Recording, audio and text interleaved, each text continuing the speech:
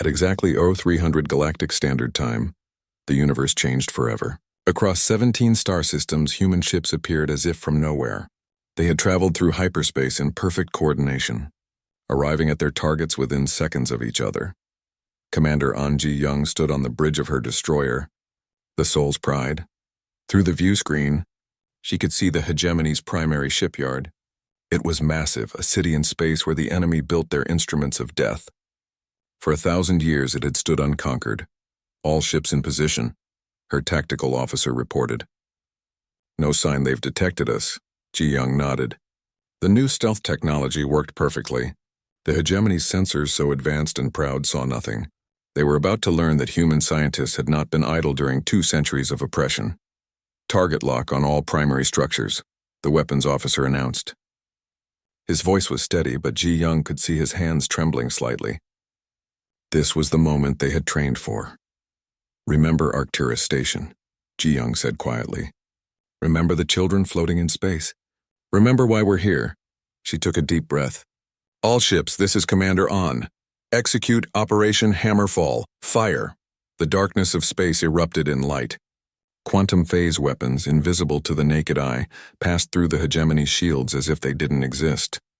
The proud defenses that had protected the shipyard for centuries were useless against humanity's hidden science.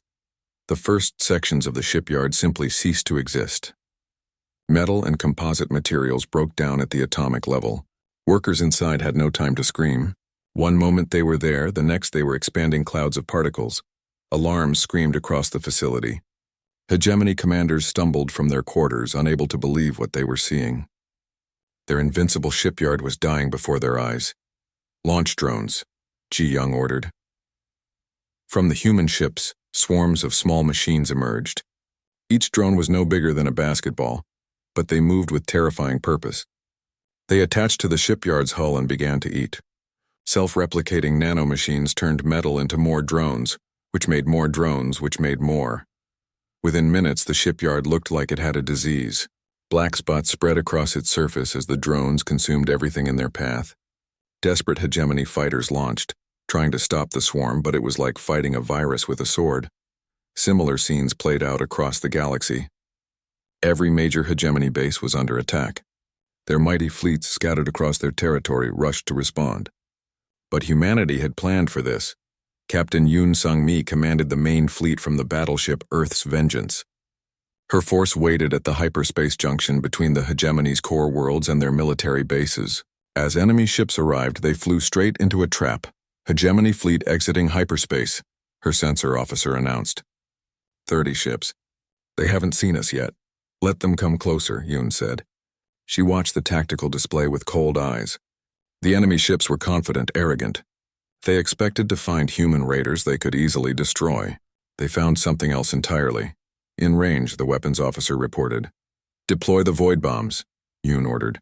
3 human ships each launched a single missile.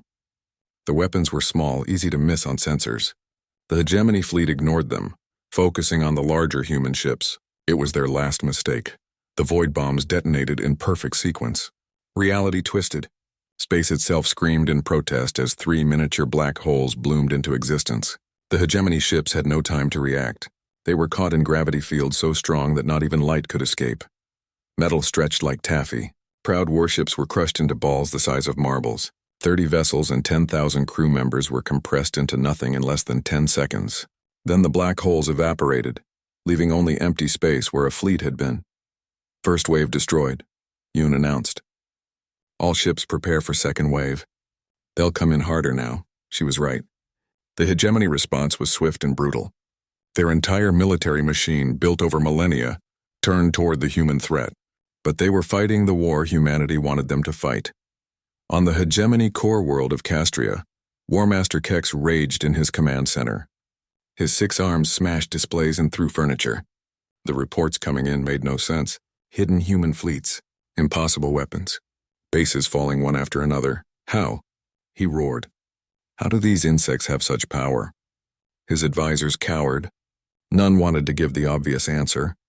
The hegemony had been so sure of their superiority that they never considered humans might be hiding their true strength. Now they were paying for that arrogance. In space above the planet, human ships appeared. Not the massive fleet Kex expected, but a single destroyer. It broadcast a message on all frequencies.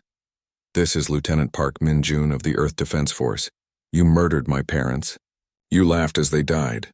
Now you will learn what human justice looks like," Kex snarled. "One ship? They sent one ship to threaten a core world?" He ordered every defense satellite to fire.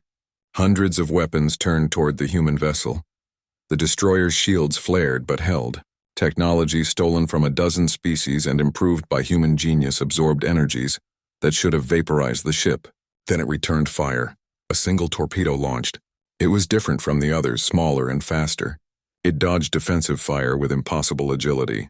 When it reached the atmosphere, it split into 1,000 pieces. Each piece sought a military target. Across the planet's surface, military bases exploded. Weapons depots vanished in flames. Communications arrays melted. In 60 seconds, Castria's ability to defend itself was cut by 90%. The planet itself was unharmed. The civilians were safe, but its military might was gone. "We are not like you," Park's voice continued. "We do not murder children. We do not destroy the innocent. But your military will burn. Your fleets will die. Your power will end." Across the galaxy, other species watched in shocked silence. The Ethereal Collective's vast intelligence network tracked the battles in real time. Their analysis was grim. Human efficiency was beyond anything seen in recorded history. They struck only military targets, but did so with surgical precision. The Vorth ambassador contacted his homeworld. His scales flickered through every color as he spoke. "The humans. They could have done this at any time. For 200 years they could have conquered us all, but they chose peace until forced to war." On Earth, General Choi monitored the battles from her underground command center. The first phase was going exactly as planned. Hegemony losses were catastrophic. Human losses were minimal, but she knew the hardest part was still to come. "General," an aide reported, "the hegemony is calling for emergency session of the Galactic Council. They're demanding all species unite against the human threat." Choi smiled coldly. "Let them call. Let them beg the same council that ignored our pleas. They will find no help there." She was right. When the council convened, the other species were terrified but not of humanity. They were afraid of being caught between the two warring powers. Most declared neutrality. Some secretly celebrated seeing the hegemony humbled. As the first day of war ended, the statistics were staggering. 17 major hegemony bases destroyed, 6 fleets eliminated, military production capacity reduced by 60%, and humanity had revealed only a fraction of its hidden arsenal. Private Shin Young-ho sat at his drone control station on Luna, reviewing the day's work. His swarm had consumed 3 enemy frigates.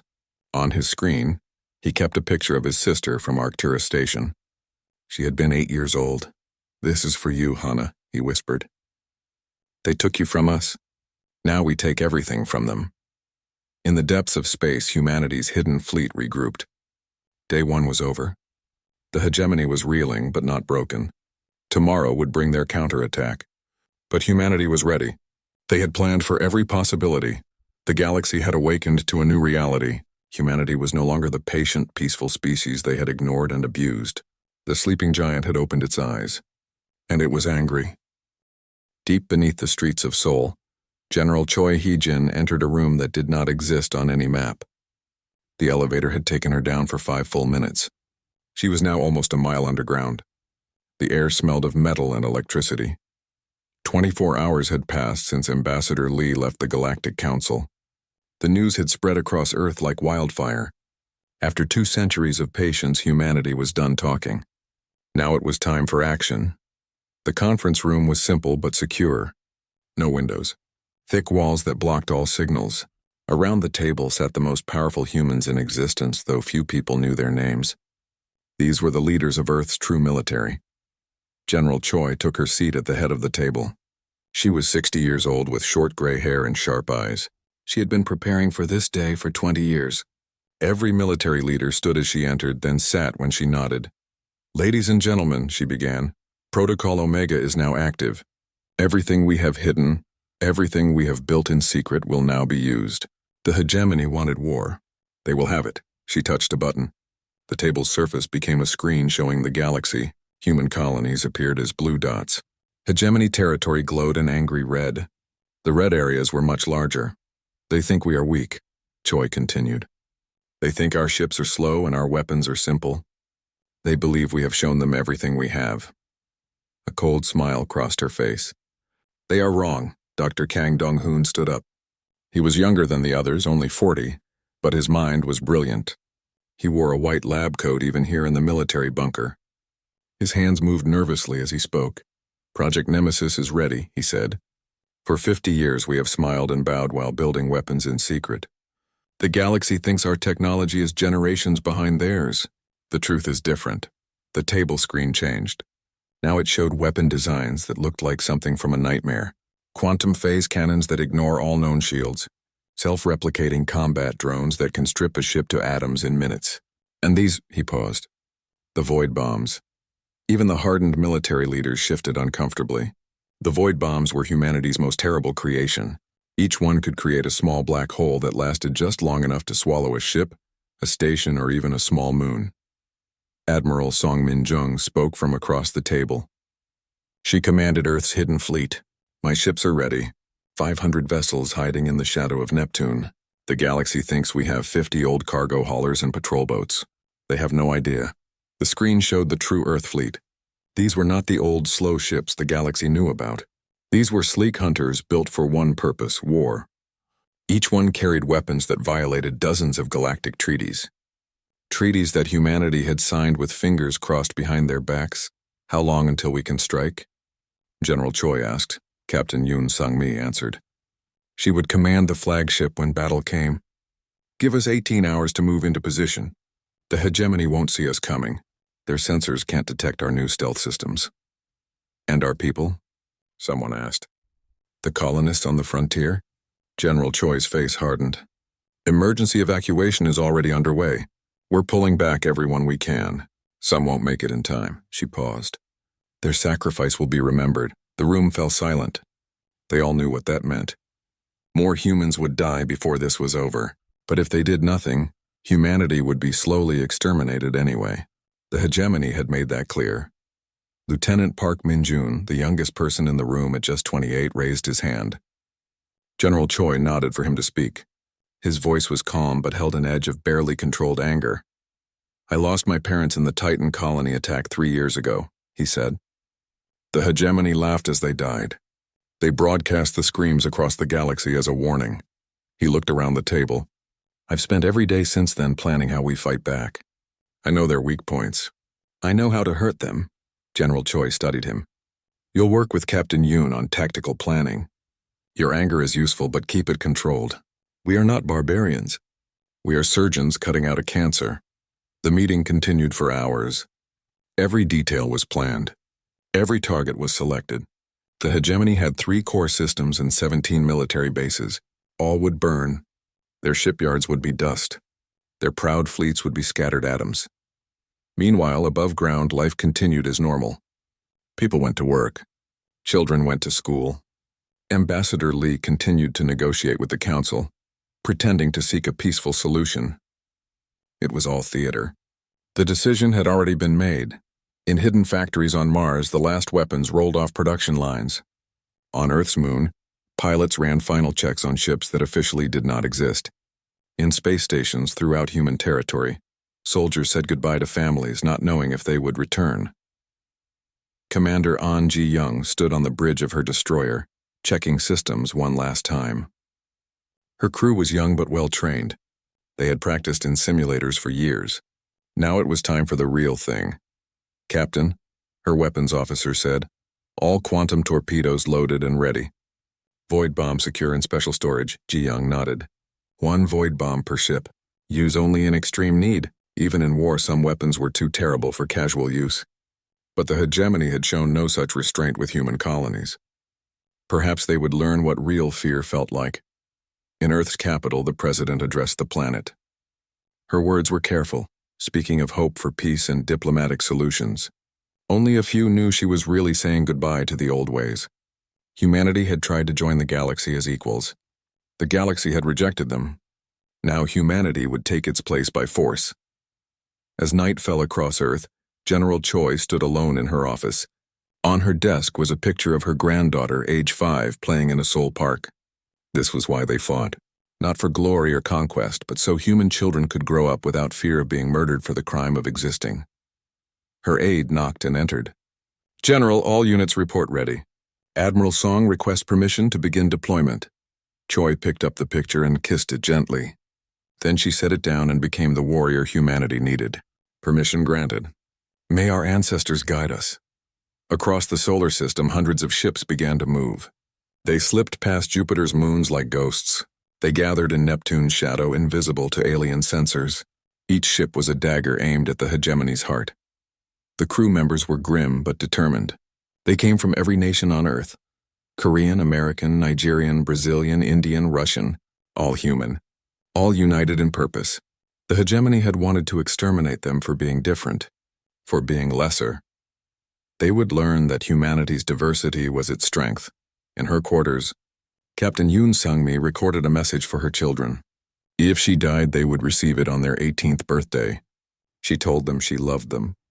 She told them she was proud to fight for their future. She told them that sometimes good people had to do terrible things to stop evil. The fleet moved in perfect silence. No communications that could be intercepted. No energy signatures that could be detected. They were invisible death sliding through the void. In 6 hours, they would exit the solar system. In 12 hours, they would enter hyperspace. In 18 hours, the hegemony would learn what happened when patience ran out. Back on Earth, Dr. Kang looked at his final creation. It was smaller than the others, no bigger than a basketball, but inside was compressed fury beyond imagination. If the void bombs were hammers, this was a scalpel. He called it the Nova Cascade. It could turn a star into a weapon. He sealed it in its case and handed it to a courier. Only one ship would carry this weapon. Only one captain would have the codes to use it. He prayed it would never be needed. But if the choice was humanity's extinction or using the ultimate weapon, the choice was clear. As Earth slept, its hidden defenders prepared for war. Not the limited conflicts the galaxy was used to. Not the careful dance of diplomacy in small battles. This would be total war, swift, brutal, and final. The hegemony wanted to be the strong who ruled over the weak. They were about to learn that humanity had been hiding its strength all along. Tomorrow the masks would come off. Tomorrow the galaxy would see humanity's true face. And it would tremble. Captain Park Ji-ho stood before the huge window of the Galactic Council chamber. Stars twinkled in the darkness of space. His brown eyes looked tired. For 30 years he had served Earth's defense force. For 30 years he had watched and waited. Now his patience was running out. The council chamber floated high above Kepler 442b. This planet belonged to no one. It was neutral ground where all species could meet and talk. The building itself was a wonder. Clear walls showed the cosmos in every direction. Inside, representatives from 50 different worlds sat in a great circle. Beside Captain Park, Ambassador Lee Soo-jin held her datapad tight. Her black hair was pulled back in a simple style. Her face showed no emotion, but her hands shook slightly. She had been Earth's voice in the council for 10 years. 10 years of talking. 10 years of begging for justice. 10 years of being ignored. Today would be different. Today, they brought proof that could not be ignored. The council members were already in their seats. Some looked like humans, but with small differences. Others were completely alien. The Vorth had scales that changed color with their mood. The ethereals were beings of pure energy contained in metal suits. The Centi looked like giant insects with too many eyes, but 3 seats drew everyone's attention. These belonged to the hegemony. The hegemony was not one species, but 3 who had joined together. They were old, powerful, and cruel. They called themselves the First Ones, claiming they had traveled the stars before any other species. Executor Jelkar sat in the middle hegemony seat. His body was made of living crystal that caught and reflected light. When he moved, rainbow colors danced across his surface. To his left sat War Master Kex, whose species looked like armored bears with 6 arms. To his right was Mindweaver Ilthan, a creature that seemed to be made of smoke and shadows. The council speaker, an ancient being called the Mediator, raised one thin arm. The room fell silent. Ambassador Lee stepped forward. Captain Park followed, his military boots clicking on the polished floor. Honored members of the council, Lee began. Her voice was steady despite her shaking hands. "I come before you with evidence of another attack on human colonies. The Arcturus mining station has been destroyed." Whispers filled the chamber. Some members looked shocked. Others seemed bored. The hegemony representatives did not move at all. Lee touched her datapad. A hologram appeared in the center of the room. It showed a space station, or what was left of one. Twisted metal floated in the darkness. Bodies drifted among the debris. Some were so small they could only be children. 3,000 humans lived on Arcturus Station, Lee continued. Men, women, and children. They were miners and their families. They posed no threat to anyone. They just wanted to work and live in peace. The hologram changed. Now it showed a man in a burned uniform. His face was covered in cuts and burns. One arm hung useless at his side. This was Commander Kim Tae-young, the only survivor. "Tell them what happened," Lee said softly. Kim's voice was rough from smoke and screaming. "They came without warning. 3 hegemony warships. We sent peaceful signals. We told them we were just miners. They didn't answer. They just started shooting." He paused. His good hand clenched into a fist. "My daughter Minna was in the school section when it was hit. She was 7 years old. She was learning to write her name in the stars." His voice broke. "I found her favorite toy floating in space. A little blue rabbit she called Mr. Hop." Captain Park watched the council members. Some looked away from the hologram. Others leaned forward. The Vorth scales had turned a deep blue, showing sadness. But the hegemony sat still as stone. "This is the 7th attack in 2 years, Ambassador Lee said. 7 human colonies destroyed. 12,000 humans dead. We have asked for help. We have asked for justice. Each time this council has done nothing." Executor Jelkar finally moved. His crystal body chimed as he stood. When he spoke, his voice sounded like breaking glass. "The hegemony does not answer to lesser species. These humans spread across our ancient territories like insects. We merely cleaned our house." Gasps echoed through the chamber. Even some who disliked humans looked shocked. Captain Park's jaw tightened. His hand moved toward where his weapon would normally be, but he was unarmed in the council chamber. "You admit to these attacks?" Lee asked. Her professional calm was cracking. "Admit?"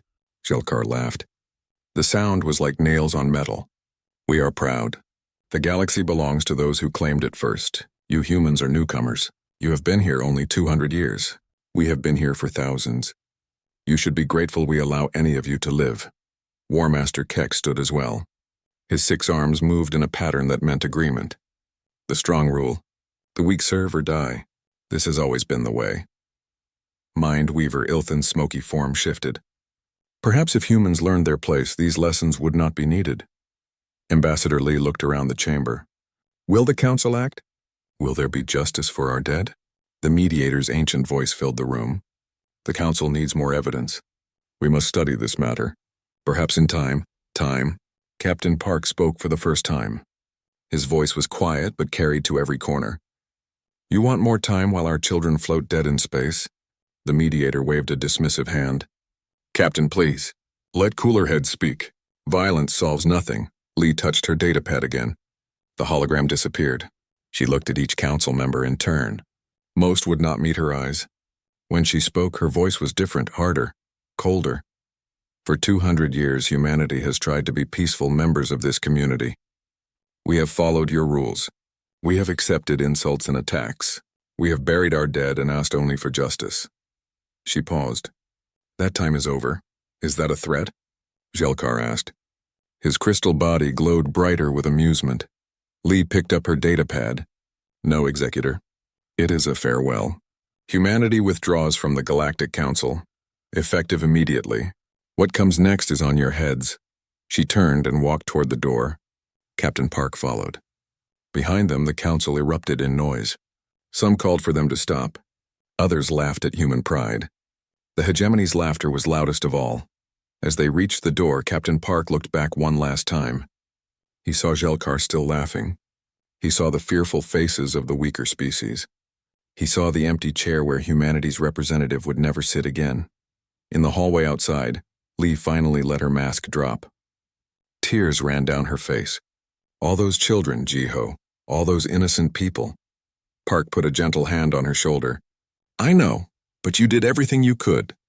You gave them every chance for peace. She wiped her eyes and stood straighter. What happens now? Captain Park's face was grim. Now we stop asking for justice. Now we take it. As they walked to their ship, neither looked back at the council chamber. High above Kepler 442b, the great meeting hall continued to float among the stars. Inside, alien voices argued and debated. They did not know it yet, but they had just witnessed the last time humanity would beg for anything. In 3 days, the galaxy would learn why humans had been so patient for so long. It was not weakness. It was mercy, and that mercy had just run out. Dawn of the second day brought hegemony revenge. They had spent the night gathering their scattered forces. Every ship that could fly, every soldier that could fight was called to battle. They would crush these human upstarts with overwhelming force. Executor Jelkar himself led the counterattack. His crystalline form stood on the bridge of the hegemony's greatest warship, Eternal Dominion. Around him, 300 vessels formed the largest fleet assembled in centuries. The humans think they can challenge us. His voice rang across the fleet communication. We who ruled the stars before their species learned to walk upright. Today we remind them why we are the masters of this galaxy. His target was Earth itself. Strike at the human homeworld, he reasoned, and their rebellion would crumble. The fleet jumped to hyperspace as one, confident in their victory. They emerged at the edge of Earth's solar system to find Admiral Bayek Yunji waiting for them. The 60-year-old commander had fought in every human conflict for 4 decades. She knew war like others knew breathing, and she had prepared a welcome for the hegemony. Enemy fleet has arrived, her tactical officer announced. 312 vessels. They're forming attack formation, Admiral Beck smiled. It was not a pleasant expression. They came in force, good, we can destroy them all at once. She turned to her crew. Activate the Saturn defense grid. Around Saturn's rings, hidden stations came to life. For 50 years, humans had built these defenses in secret, disguised as mining operations. Now they revealed their true purpose. Massive energy weapons, each one capable of cracking a moon, turned toward the hegemony fleet. The first volley caught the enemy by surprise. 20 ships vanished in brilliant explosions. The hegemony fleet scattered, trying to avoid the devastating fire, but there was nowhere to run. The defense grid covered every approach to Earth. Launch fighters, Admiral Beck ordered. All wings engage. Show them what human pilots can do. Thousands of small craft emerged from hidden bases. Each pilot was a volunteer who knew this might be their last flight. They flew with the fury of those defending their home. The space between Saturn and Jupiter became a swirling melee of dogfights. Lieutenant Kim Hanul led her squadron straight into the enemy formation. Her fighter was small but fast, equipped with weapons that could hurt ships 100 times her size. She thought of her nephew as she fired, the boy who would grow up free because of what they did today.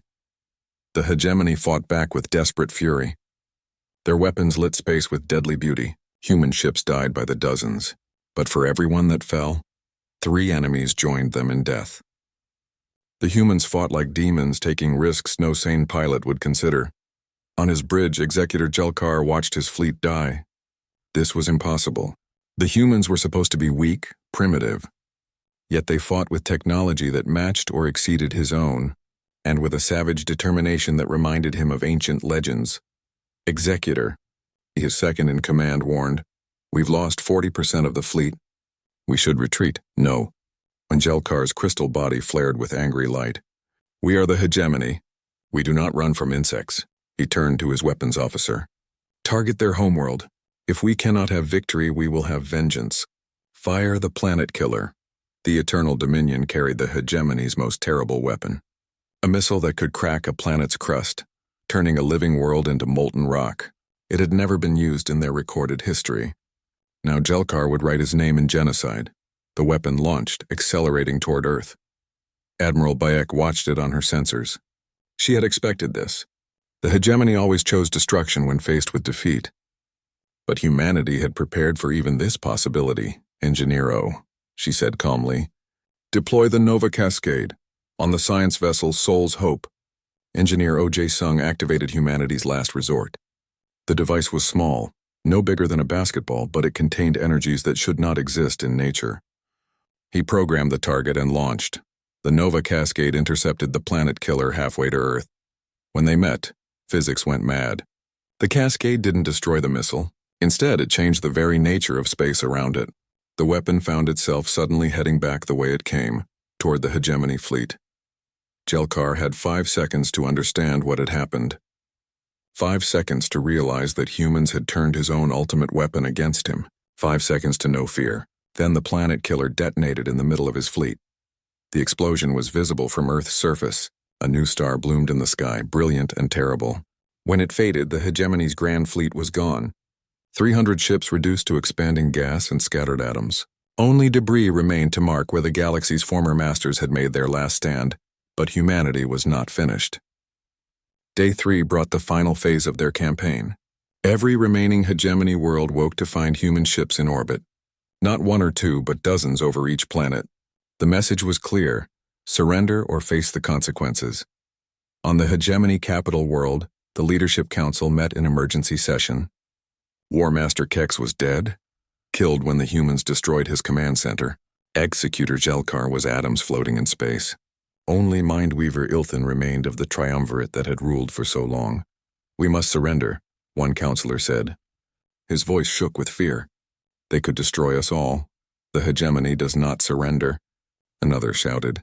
"We have ruled for millennia." Mindweaver Ilthan floated above them all, his smoky form flickering. "Look outside," he said quietly. "See what your pride has brought us." Through the chamber's windows they could see human ships hovering over their cities. Weapons ports glowed with ready energy. One word from Earth and billions would die. The hegemony's colonies begged for protection their military could no longer provide. Captain Ryu Ha-na commanded the ship above the capital. She had lost her parents, 2 brothers, and a sister to hegemony raids. Every fiber of her being wanted to give the order to fire, to repay death with death. But she remembered General Choi's words. "We are not them. We are better. Hegemony leadership," she broadcast. "You have 1 hour to announce unconditional surrender. Refuse and we will systematically destroy every military asset you possess. Your people will live, but you will never threaten anyone again." The hour passed like a lifetime. Across the galaxy, beings held their breath. Would the hegemony's pride doom them?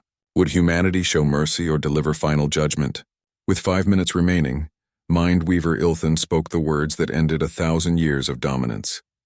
"The hegemony surrenders. We accept humanity's terms." The news spread faster than light.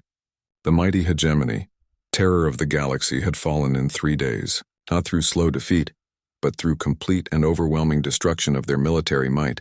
Yet their world stood unharmed, their people lived. Humanity had shown power beyond imagination and restraint beyond expectation. The surrender ceremony was held at the rebuilt Arcturus station. The symbolism was deliberate and cruel. Where hegemony forces had murdered 3,000 humans, their leaders now knelt in defeat. Commander Kim Tae-young, the sole survivor of the original station, read the terms. His voice was steady, but tears ran down his face. In his hand, he held his daughter's toy rabbit recovered from the debris. "The hegemony military will be disbanded for 1,000 years. All weapons will be destroyed. All warships scrapped. Your species will pay reparations to rebuild what you destroyed. You will never again raise arms against another species." Each term was another nail in the coffin of hegemony pride. But they had no choice. Human ships waited over every world. One signal would end their civilization. They signed with shaking hands and bowed heads. The casualty reports told the story. Hegemony military forces 94% destroyed. Their fleet annihilated. Their bases rubble. Their production facilities dust. In 3 days, humanity had done what no force in galactic history had achieved. But the most remarkable number was this. Hegemony civilian casualties numbered less than 1,000. All from military installations too close to population centers. Humanity could have committed genocide. They had the power. They had the reason. But they chose justice over vengeance. As the hegemony representatives left Arcturus Station in disgrace, the galaxy understood a fundamental truth. Humanity's greatest weapon was not their hidden technology or military might. It was their choice to use that power with precision rather than hatred. They had broken the hegemony completely while showing mercy to the innocent. The 3-day war was over. The hegemony was finished as a military power. and humanity stood revealed as a force that could reshape the galaxy, but chose to protect it instead. The patient species had finally shown its teeth. The galaxy would never forget. 1 month after the 3-day war, the Galactic Council met again. The same chamber that had ignored humanity's pleas now buzzed with nervous energy. Every species sent their highest representatives. They all had the same question. What would humanity do with its new power? Ambassador Li Sujin entered the chamber differently than before. No longer did she bow or wait to be acknowledged. She walked straight to the podium and the room fell silent. Behind her stood Captain Park Ji-ho, his uniform now bearing the insignia of Earth's military attaché. Distinguished members, Li began, her voice carrying to every corner. 1 month ago, you sat in these same seats while the hegemony admitted to murdering our children. You called for more evidence. You asked for patience. You did nothing. Some representatives looked away. Others shifted uncomfortably. The Vorth ambassador's scales turned purple with shame. They all remembered that day. They all knew their silence had led to this moment. Today, the hegemony is broken. Their military might is dust. Their empire is ended. Li paused, looking at each species in turn. We did in 3 days what you said was impossible. Now we will speak and you will listen. She touched her datapad. A hologram appeared showing the new galactic map. Human space, once small and scattered, now included former hegemony territories. But more interesting were the green zones marked throughout the galaxy. These are the new protected zones, Li announced. Any species that cannot defend itself may request human protection. We will station ships in their space. Any attack on them will be considered an attack on Earth itself. Whispers filled the chamber. The weaker species looked hopeful. The stronger ones looked worried. Humanity was rewriting the rules of galactic society. The ethereal collective's representative, a being of pure energy, pulsed with curiosity. What does humanity want in return for this protection? Nothing, Li replied. Protection is not for sale. It is a right of all peaceful species. For 2 centuries we watch the strong prey on the weak. No more. And if a species refuses your protection, asked the Senti ambassador, his many eyes blinking nervously, then they are free to defend themselves. Captain Park spoke for the first time. But know this, the days of empires built on conquest are over. Any species that attacks another will face humanity's response. We have shown restraint once. We may not do so again. His words sent chills through the chamber. They all remembered the efficiency of humanity's war machine. They had seen the hegemony, mighty for 1,000 years, fall in 3 days. None wanted to be next. Over the following weeks, requests for protection flooded Earth's diplomatic channels. Small species that had lived in fear for centuries suddenly found human warships patrolling their borders. The galaxy's balance of power shifted overnight. Professor Nam Kiho of the Galactic War College studied these changes with fascination. He was Vorth, not human, but he understood military history better than most. In his lectures, he explained humanity's victory to confused students. The humans won not through superior numbers or resources, he said, his scales shifting to emphasize points. They won through preparation and restraint. While other species displayed their power openly, humans hid theirs. They appeared weak to avoid conflict, revealing strength only when survival demanded it. A young Senti student raised several arms. But Professor, why did they spare hegemony civilians? They had every reason for revenge. Nam's scales turned thoughtful blue. That is what makes humans terrifying. Not their weapons or tactics, but their choice. They could have committed genocide and called it justice. Instead, they surgically removed only the threat. They showed they can destroy completely but choose not to. That choice gives them moral authority no conqueror has ever held. On Earth, General Choi Hae-jin stood before the Global Assembly. The emergency war footing was ending. It was time to reshape humanity's military for its new role. We are no longer fighting for survival, she told the assembled leaders. We are now guardians. Our ships will patrol not just our space, but the space of those who cannot protect themselves. This is a sacred trust. She unveiled the new military doctrine. Combat forces would be reduced by half. The resources would go to patrol ships, medical vessels, and disaster response teams. Humanity would be ready for war but focused on peace. We have proven we can destroy, Choi said. Now we must prove we can protect and build. The galaxy watches our every move. We must be worthy of the power we showed. Lieutenant Moon Da-Yun, one of the fighter pilots who survived the battle at Saturn, now commanded a patrol vessel in Vorth space. Her mission was different from what she had trained for. Instead of destroying enemies, she escorted merchant ships and responded to distress calls. One day, she received an emergency signal from a Vorth colony under attack by pirates. These were not hegemony remnants, but simple criminals taking advantage of the chaos. Moon's ship arrived to find 3 pirate vessels threatening a defenseless settlement. Pirate vessels, this is the Earth Defense Force. Moon broadcast. You have 10 seconds to withdraw or be destroyed. The pirates laughed. They had not seen the 3-day war. They thought humans were still the weak species of old. They fired on Moon's ship. It was their last mistake. Her response was swift and final. 3 pirate ships became 3 clouds of debris in less than a minute. The Vorth colonists sent grateful messages. Children drew pictures of human ships standing guard over their homes. Stories spread of humanity's protection being real, not just words. More species requested to join the protected zones. But the most surprising change came from the hegemony worlds themselves. Without their military might, they had to learn new ways. Human advisors helped them transition from a warrior culture to something else. It was painful and slow, but it was happening. Mindweaver Ilthan, the last surviving member of the hegemony's leadership, met with Ambassador Lee on the anniversary of Arcturus Station's destruction. His smoky form seemed smaller now, humbled by defeat. "I do not understand," he said. "We destroyed your colonies. We killed your children. Why do you help us rebuild?" Lee's expression was complicated. Pain, yes, but also something else. Because hatred is easy. Building is hard. We could occupy your worlds forever, but that would make us like you were. Instead, we choose to show you a different path.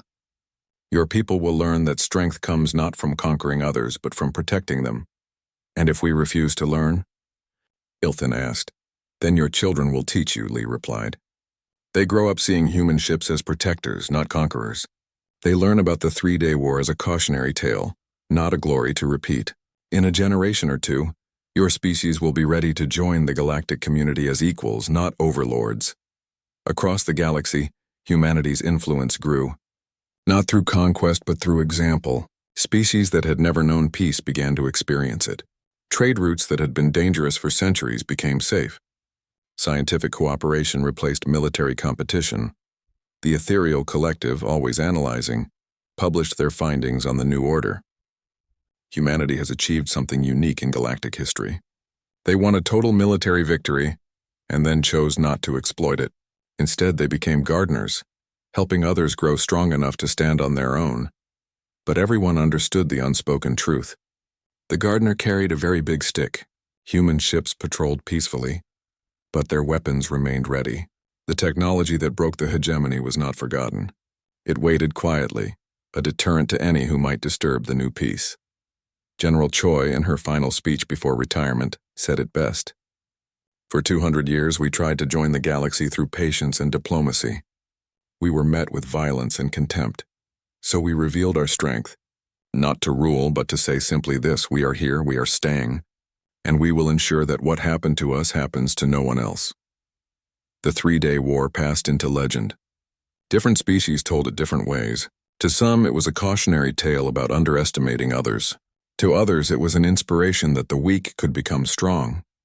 But to humanity, it was simply the moment they stopped asking for their place in the galaxy and took it.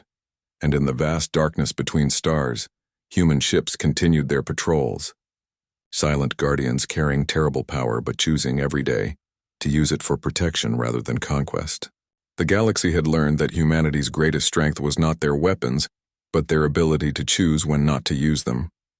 The patient species had revealed its power, and in doing so they had changed the galaxy forever, not through fear alone, but through the hope that strength could be used to lift others up, rather than hold them down.